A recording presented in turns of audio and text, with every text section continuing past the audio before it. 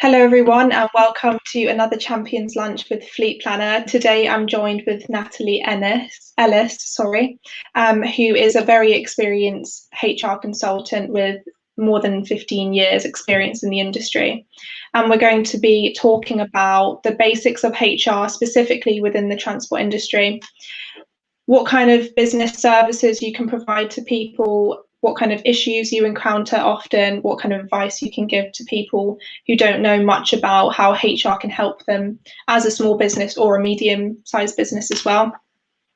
And a little bit about your company yourself, Rebox, that you've started and has excelled over the last kind of year, already winning an award. So if there are questions that people have throughout the discussion I'm having with Natalie, then please drop them in and then I can project them on the screen so Natalie can answer some of your questions as well.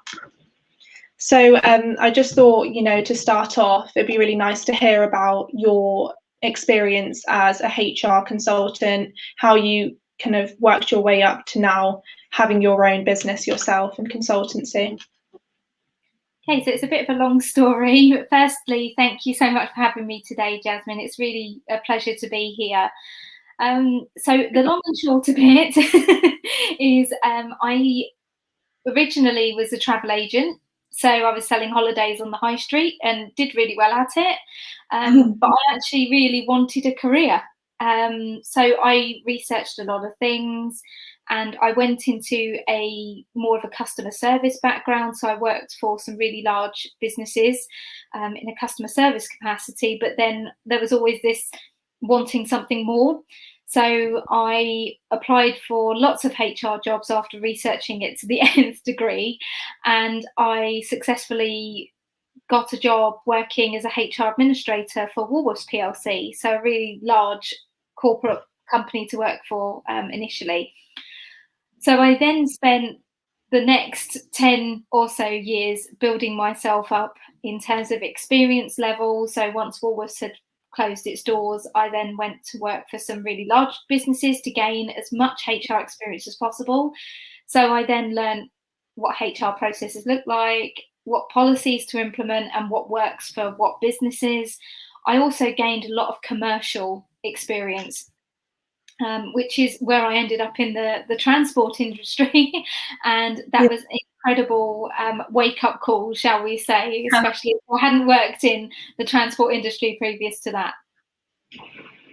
Thank you. Yeah, no, definitely the transport industry is not a dull industry to be involved in a lot of the time, which is very good in your role. So could you talk through some of the basics then of HR to those watching who are from the transport industry? What kind of policies and procedures do you know about that are important specifically in the transport industry? And then what kind of issues do you encounter or that you help businesses with when they are in the transport industry, which requires support from a HR consultant like you? Yeah, so there's a multitude of different things. The transport industry itself is incredibly unique and it's multifaceted when it comes to a HR approach in the transport industry, because you have so much variation. You never know what you're going to walk into from one day to the next. So some days it can be plain sailing and other days it can just be utter chaos.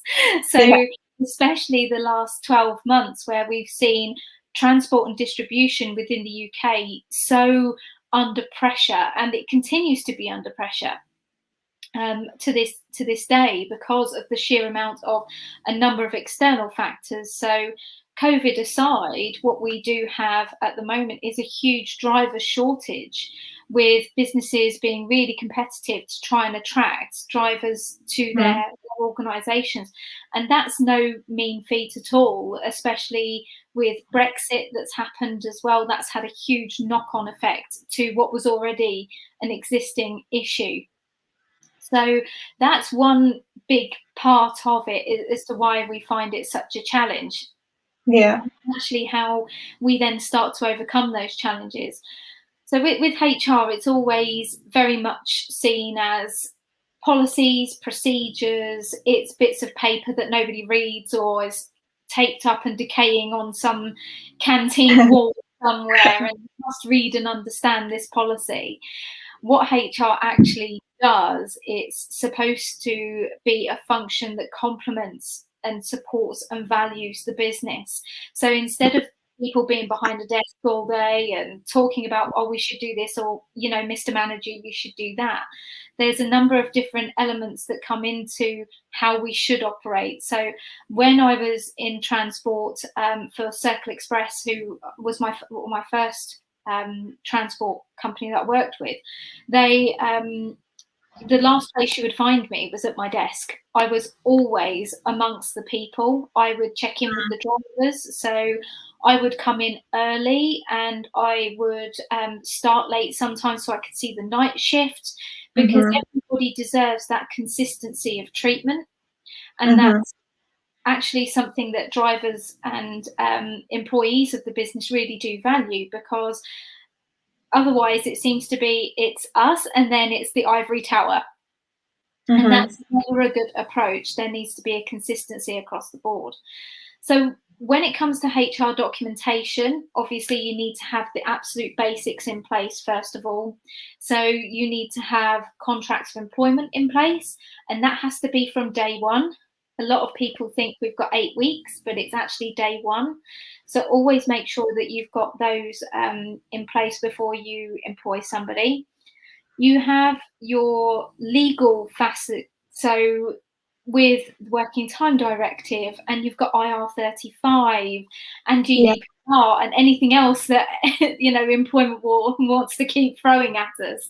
So we do need to make sure that we're in touch with those things. But as with anything, employment law is incredibly complicated, especially when you don't have somebody who knows what it translates into and how it works in those businesses, which is really where my role comes into play, because I make it really simple and I will work very much in line with that company. So I say, right, okay, what is it that you do? And then this is how it applies and this is how we work with it.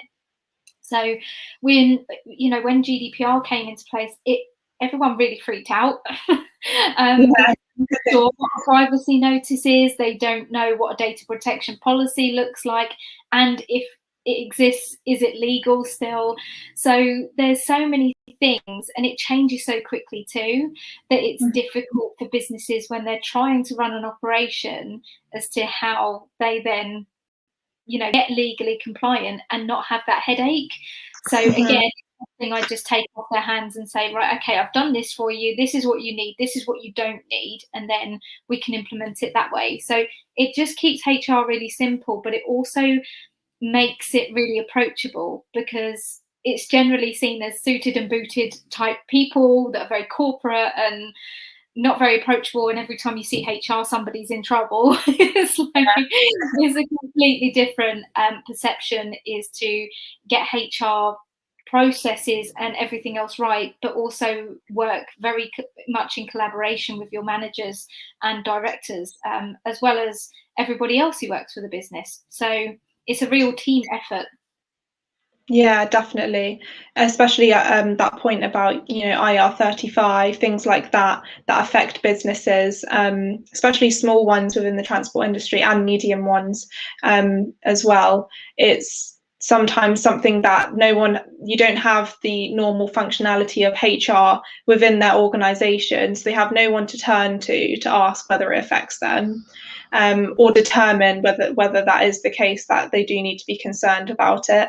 And so then it is really helpful to know that you've got consultancies like yours, that people in the transport industry, especially companies that I work with that can be medium, who would then fall into that category of IR35. They can come to you and you can then assist them with that. What kind of legal compliance related issues do you frequently see within your role? That can be transport related, it can be not. I think it would be just really helpful for people watching to understand a bit about what kind of things you see with the job that you do. So yeah, there's a lot. So the most popular ones that we're seeing at the moment are alongside performance. So how people actually perform in their roles, and Can you do anything about it? Absolutely. But we need to do that in the right way, and we need to make sure that we're doing it constructively, because you don't really want to upset them, but at the same time, you need to be capable to be able to deliver some pretty tough messages sometimes. There's a number of different things relating to COVID itself. So we're seeing cases of long COVID, so where people are suffering from long-term issues and absence issues as a result of that. So there's a lot going on with absence management, and long-term absence as well. So when people have been off long-term sick, then lockdown has happened. You've then got this kind of, oh, we've got to pick that back up again type thing. And then we're already a year down the line, or more than that now. So there are a number of different factors that are potentially putting employers at risk.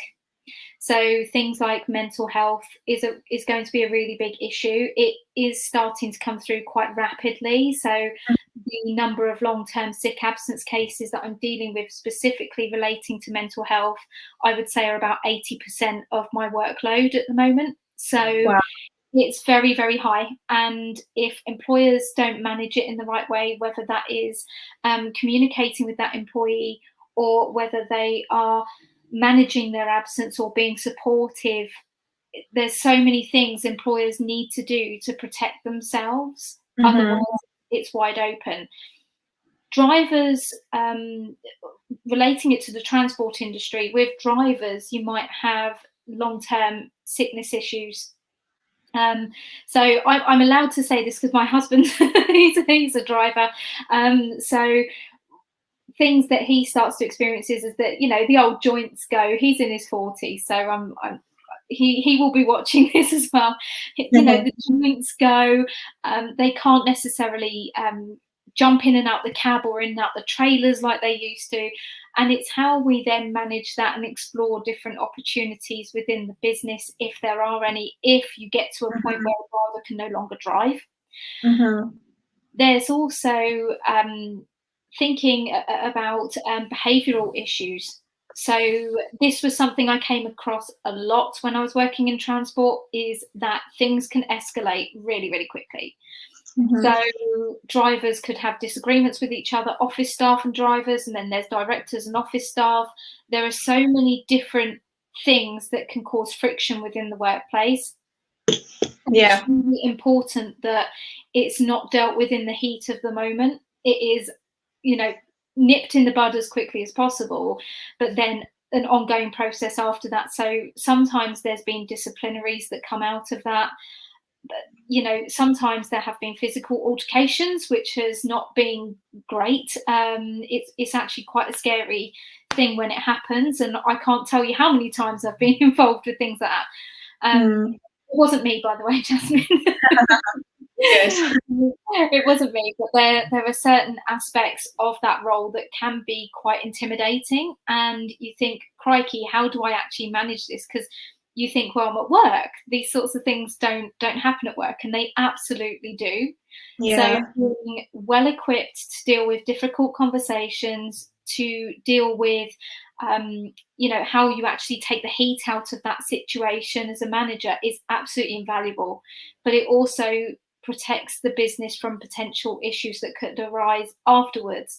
So if we take two people, they've had an altercation at work, one decides to leave as a result of that altercation, and they have length of service, then the issue could be that you could end up with a constructive dismissal claim, because there might be something under bullying, harassment.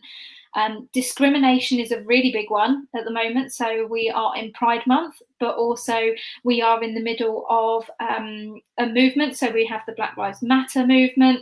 There's a number of different things that are impacting how discrimination is seen. And that's not limited to the outside. It's actually very much as part of our workplaces as well, as to generate awareness and how we should equip ourselves to be able to manage situations as they arise, because it's very emotive, it's very personal, and not everybody sees things in the same way. So there's a real educational piece that's coming out from all of these external factors, which is a good thing. And many people would say to me that's about time, but as increased demand for equal opportunities training. So I've been delivering that quite a lot over the past few months, and I will continue to do so for as long as people want it. But it's just giving people that opportunity to have a look and, you know, take a step back and review and reflect on things. So yeah, there's so many different factors that are upsetting the workforce at the moment, and to highlight how vast it really is. So last week I received 28 separate inquiries from employees of businesses that are looking to sue their employer. Wow. So it's not something that I do. I don't represent the employee. I'm there for the employer and to protect their business as much as possible. So those sorts of figures are staggering. And you can also find lots of forums on social media sites that, you know, almost encourage that sort of behavior. So employers really need to switch on to, you know, if they don't have any HR in place and they're not aware of how to deal with these things as and when they arise, it could be a really flippant comment and then it gets bigger. Yeah. It really does. So it's just being aware of the do's and don'ts when you're employing people. Yeah, I think the frequency that you're, expressing about how many complaints or dismissals that you're seeing where employees want to sue their employer is that really goes to show that employers need to have some sort of training in place to make sure that they're handling those situations properly. Do you know of training as well? I know you mentioned the equal opportunities training that you do. Is there other training that you provide to people, small businesses or businesses where they can learn and develop those skills to make sure that they are handling?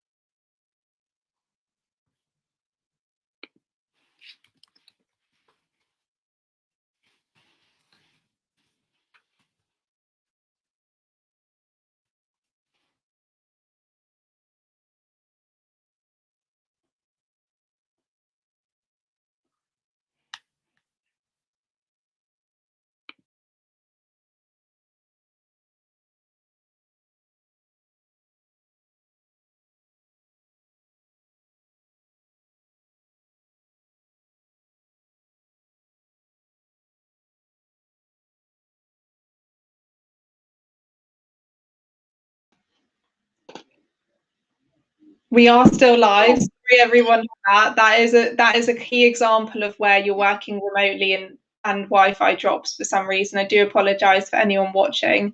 On the stream of my question was, are there any training opportunities for businesses within the transport industry where they can be trained to have better skills to deal with escalations, disciplinary action, things like that you could help them with? Yeah, absolutely. So every business is different, and I think a blanket approach never works. So when I work with businesses directly, I find out a lot more about them. I find out what their pain points are, what their desirables are. So a lot of the training that I deliver is all tailored to that business. So that could be in one of my most popular ones for the transport industry is investigations. So that's a full day course that I offer where we work through a case study and we then go through the motions of where it could lead. So it's very much like a workshop style. There's no role plays or anything like that I do with any of my clients because they all find it super cringy. But also it's about sharing that knowledge in the right way. So the case studies that I use are actual case studies and experiences that I've had. So they're real life examples. and then we work our way through the process. We do a very similar thing with our disciplinaries and grievances workshop. Everyone loves that workshop purely because it is the nitty-gritty of HR, and sometimes you don't feel confident. If you haven't done lots of them, you can feel really, really nervous about how we then manage those processes. So it is really important that managers show and display confidence when they're going into these meetings, so that you never feel entirely comfortable with it. No one wants to be sat in a disciplinary or investigation meeting. But what we don't want is a manager to walk in looking like a bag of nerves, because that's not going to give off the right impression to the employee. It's going to terrify them for a start, but also it makes you feel like you're not very good at it. So not that you ever get good at it, but it's in terms of how you feel about delivering those messages, because they're unavoidable. When things need to be addressed, they have to be delivered in a way that is professional, but also is giving off the right impression. So that is one key element to mastering those processes.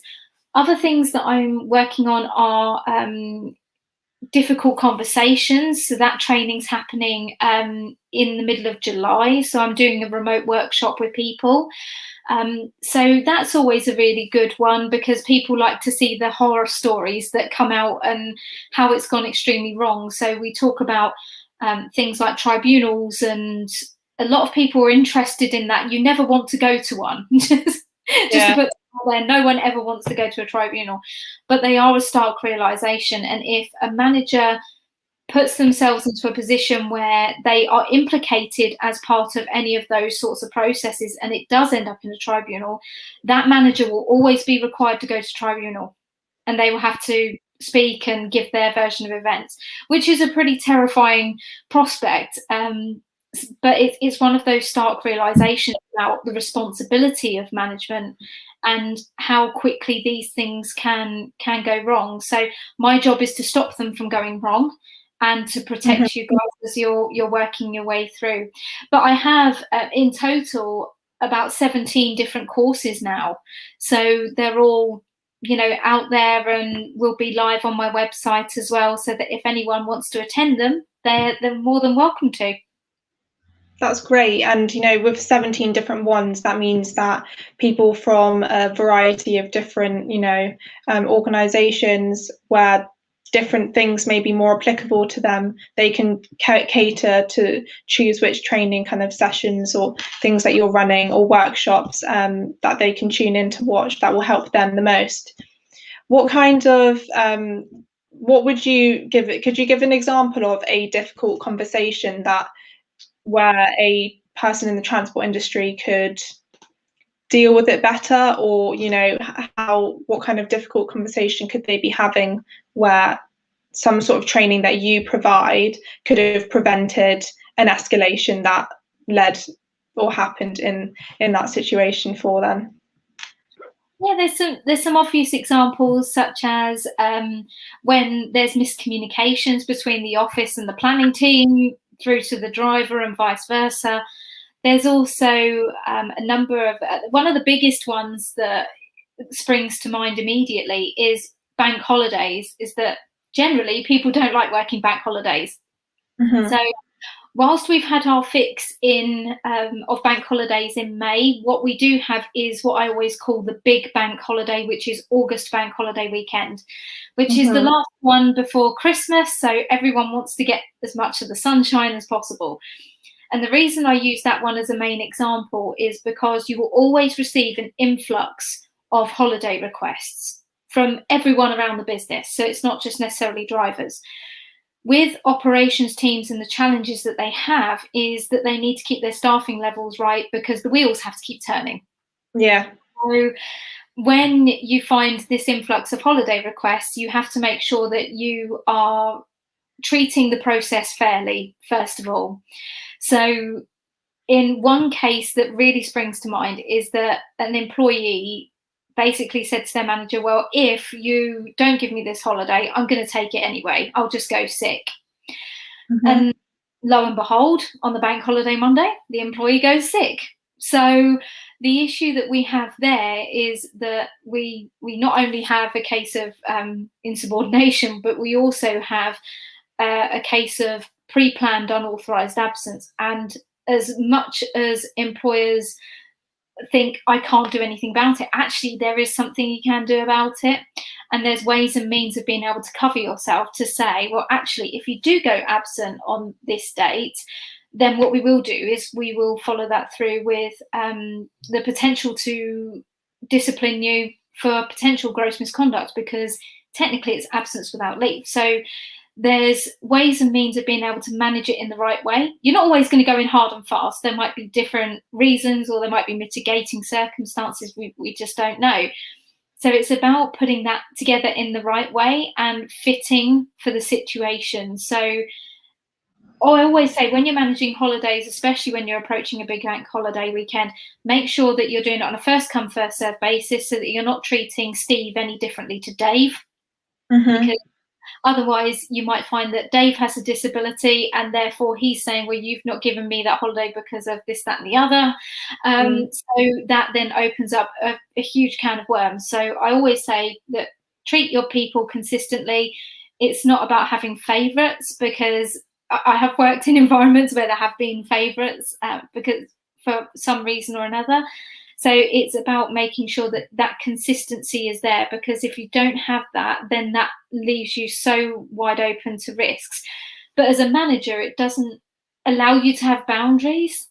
And that's really important. So some transport managers I speak to, they say, oh, I got a text at midnight from one of my drivers and things like that. Why? So you need to have those set boundaries and be seen to be firm but fair, because otherwise, I've come across this so many times when people are overly kind that it can actually just make things so much worse. And then when the cases come in and they say, I've done this, that and the other for this person, I'm like, yeah, you've done too much for that person. You should only do, would you do that for the other person? They say to me, no, Natalie, hand on heart, no, I wouldn't do that. So it just proves the point. If you're not going to do one thing for one person, then don't do it for the other. Just make sure that you are same. It's like treating your children all the same. Yeah. Good analogy. Without the other. I was going to say, so then with that in mind, what would be two maybe policies or procedures that you would strongly suggest any organisation within the transport industry, regardless of their size, if they're new, if they're well established, what would you suggest they have those kind of policies in place? What would be the two most crucial ones where you think, or if they didn't have that and something escalated from that, and they didn't have that to rely on to support their own case, that could lead to some really serious issues or have serious ramifications on the business? Yeah, absolutely. So it's difficult to choose two, but I will give it my best shot. So with any policies, procedures, or an employee handbook, as it's sometimes known as, make sure it is reviewed in line with employment law every single year. Get somebody to review it and make sure that it is legally sound, because some handbooks and policies that I've seen include things like, if I'm not happy with this, I will instantly dismiss you. And there's all sorts of things that can come out from that. So when we put policies into place, they need to be fit for purpose. They're not just bedtime stories. They are there for a real purpose. But understandably, a lot of people don't read them until they need them. So the main factor is to get a HR nerd that will, love them. So I'm a self-professed HR nerd and I'm proud of it. But make sure that the experts are looking at it to make sure, one, it's legally sound, and two, that you're not leaving yourself open to more than what you should be, because there are certain obligations that employers need to have. But sometimes there's all sorts of stuff in there that really is overly committing, which is in fact costing the organisation excess amounts of money. So one handbook I looked at 2 weeks ago was actually costing them in excess of £87,000 because they had committed to giving certain allowances to employees that they weren't obliged to give them. So we're now in consultation trying to fix that so that the company has then got that extra money to put back into the business. So it's about having that practical perspective and that practical knowledge too. Going back to your policy, so the first one I would always say is to make sure you have a good and not overly complicated disciplinary policy and procedure. So there's some that I've seen recently that have got an extensive list of gross misconduct, which you could probably unravel on a medieval scroll somewhere. But also, there's also some bits in there where there's stages that shouldn't really be in there. So things like, I always say to new clients coming on board, why do you have verbal warnings? Because you have to confirm that in writing anyway. So I always recommend 3 stages, keep it simple. So you have your written warning, then you'll have a final written warning, and then you would have potential dismissal. So we always call it potential dismissal. But there's so many things in there that overly complicate things. So that's the first one, because to be honest with you, when I was in the transport industry, that was the one I used the most. Sad to say, it's true. The other one that I would probably recommend having in place is to make sure that you have, there's obviously a training policy. When you've got drivers, you've got your CPC obligations that needs to be fulfilled and that needs to be checked. You've got your driver's license checks. There's so many things that quantify. So when we say training, it's not training in a traditional sense. It's very much tailored to the transport industry. So making sure that their driver's checks are done, making sure their right to work in the UK is there, as we've had the EU settlement scheme come into place. So these are all things that we've had to deal with over the past, 12, 18 months now. And sometimes I find that employers still aren't doing things like right to work checks and things like that. So it also helps manage the employee's expectations. But on the other hand, is that you might have professional qualifications that go with it as well. So if you've got drivers that want to become transport managers, they would need a transport manager CPC. And if that's funded by the organisation, you need to make sure that you have a training agreement in place so that they don't just become a transport manager and go away. As soon as they've got their qualification, what you want to do is to make sure that you're getting that return on investment as a business. So making sure that they're not just going to jump ship once they have that and go into a transport manager's role.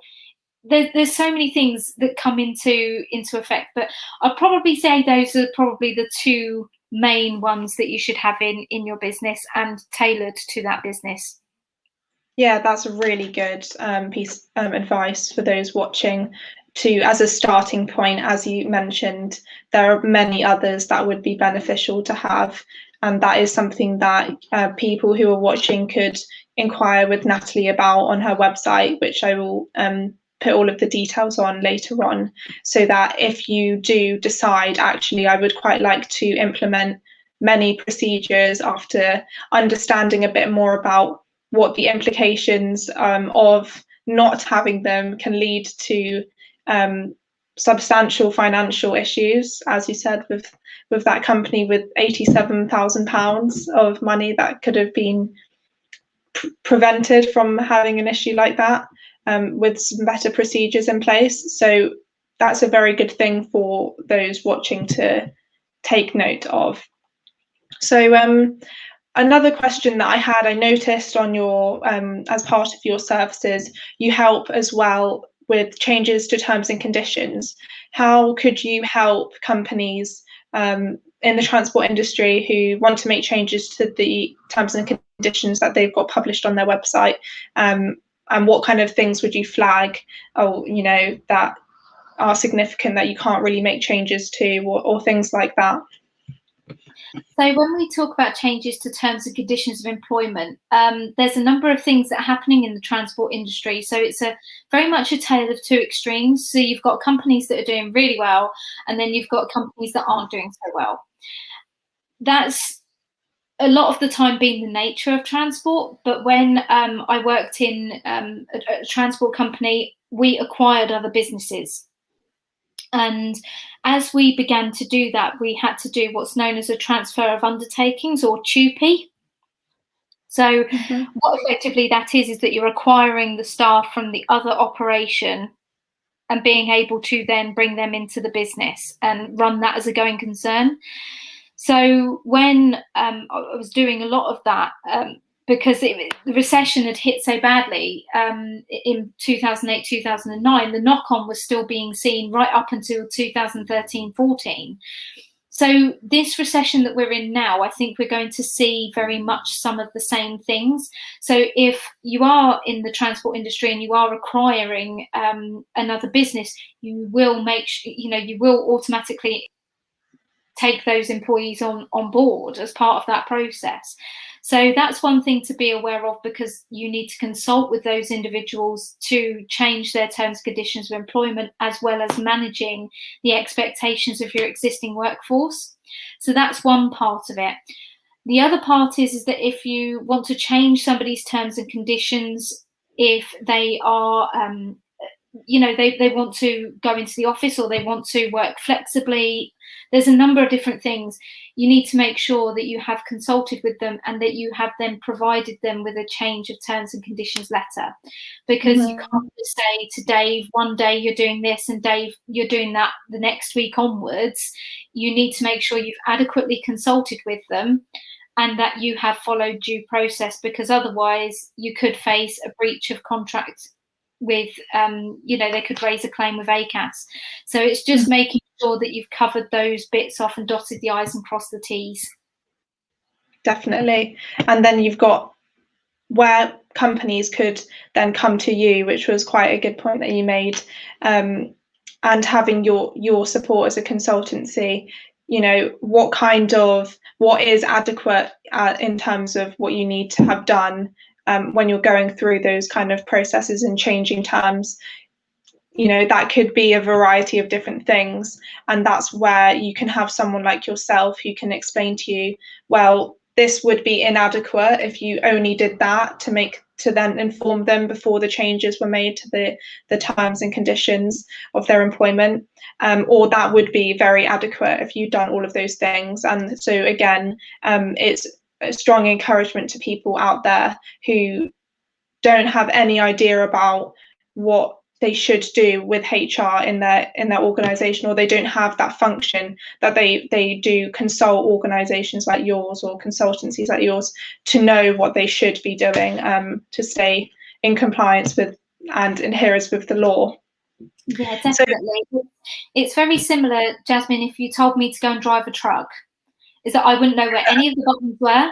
I wouldn't know how to reverse it. I wouldn't know how to hook up a trailer. I've seen it done, but could I do it? Probably not. So it's very much the same thing when it comes to HR. People think that they can just wing it. And that's where we're seeing a lot of the fallout and the issues. Having a large, where my company is different is that it works very much hand in hand as part of your business.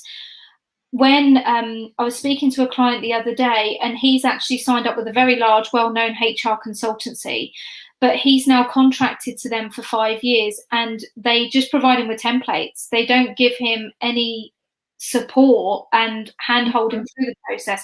So he has no idea what he's doing is right. So he's now effectively paying double, because I'm now doing the legwork until he runs out of this contract. So there's so many different things that come about from just sticking a plaster over it. One thing is that you can choose to face people issues and nip it in the bud, or you can let it fester and hide under the surface, and then when you're least expecting it, it will come up and bite you. So it's very similar, exactly the same as if you told me to drive a truck, or for you to tell me to plan your fleet for the day. It's I'm an expert in what I do, but you guys are the experts in what you do. So if ever I needed advice about that, I'd go straight to the fleet team and say, right, how do we do this? And what are the implications if we did do it that way? So it's very much the other way around. But because HR is just seen as a processing department, it's not seen as something that is valuable to the business. However, it's not seen until it's actually needed. And 9 times out of 10, it's gone too far by the time you get HR involved. So whenever I speak to managers, I'm like, call me first. Don't escalate. Don't respond. Don't react. Don't take any action. Call me first. We'll run through it with a cup of tea if you want to, and then what we'll do is we will figure out how we then take it from there, because otherwise if you respond in the moment, that's when things can get really quite tricky, and that's when the most risk comes about. Definitely. And for those kind of transport operators who are watching, as much as we sympathize with people who, when they find themselves in a situation where they didn't expect that, you know, they had stuck a plaster on it and let it fester, and then this has just come out, and they didn't expect it, and they didn't think it would be quite to the extent that they are facing, you know, complaints or issues with it now. Being ignorant to it won't save you, but having policies and procedures and someone who you can turn to throughout, when you're starting up the business or when you're establishing the business, that can, you know, save you a lot of stress as well. So yeah, definitely some very good advice for those watching. So to just wrap up then, in terms of what we've discussed with HR and the different things you can do in order to keep a healthy running business and make sure you're not unprepared whenever you have issues that will come up, because they will always come up as well. What three things have you learned over the whole time that you've been working in HR that you have found that would be the best pieces of advice to, you know, anyone? This can be ranging from large companies to startups, small companies. What would be the three pieces of advice you'd give to them as a company who doesn't know enough about HR or about HR? So the first one I always say is just don't wing it, because whilst people problems are generally fixable, what you don't want is to guess at it, and then when I come along and say, right, okay, so what have you done, and they'll be like this, that and the other, I'm like, oh no. I'm sat there, and when they see my reaction to it, they're like, no, I should have done it this way. And I'm like, exactly. I said, but you know, as with anybody in any profession, your knowledge is very limited to what you know. And I've been living and breathing HR for the past, you know, over 15 years. So it's something I am very comfortable with. It's something that I can teach other people to do. So the second point is always ask if you're not sure. Make sure you have somebody who you can turn to that is in the know. So some people I've spoken to says, well, Steve down the pub has told me that this is a great idea. And I'm like, no, it's really not. Steve is very wrong. Yeah, I know, I'm familiar with that. So people might sound like they're giving convincing advice, but it doesn't necessarily translate that way. And if you don't deliver the message in the way it's intended, it can cause a lot of issues. The other point of advice is that if there's conflict and you're not quite sure how to deal with it, because that was one of the main things I had to handle in one of my roles was conflict, either between drivers, office staff, or directors sometimes even. It's very much a case of taking a step back and then, you know, come and seek some advice. Make sure that you've got that support on hand so that you can then run through it. If you respond and react in the moment, that is one thing that puts both your reputation as a manager at risk, but also puts the company at risk. So you have to weigh up what the right option is at that time. Best advice is advise the person who's ever, you know, whoever the conflict is between, advise them, separate them, get them to have a cup of tea away from each other, obviously, and then bring it back in, and then we can speak to each of those individuals to seek a resolution. So I think that's three, Jasmine, off the top of my head. That is three. Yeah. Very good pieces of advice. Thank you. I would say the fourth piece of advice as a kind of takeaway is to make sure you've got the HR basics in place to make sure you are compliant. Because once you have that rule book, then you can't really go wrong, just as long as you're familiar with how those processes work and what steps you need to take. Definitely. Well, Those are very good pieces of advice. Thank you, Natalie. Thank you for joining me today to discuss all of those different things about HR. I hope that everyone watching has enjoyed this and found that they've learned some new things about what they might need to do or want to do. And if you would like to contact Natalie regarding some of those things she's discussed, training, policies, procedures, getting some basic HR things implemented in your business, then we will later put all of your details below so that people can have a look and give you or contact you if they wish. So thank you again for joining, Natalie. And thank you for me. Thank you. Bye-bye.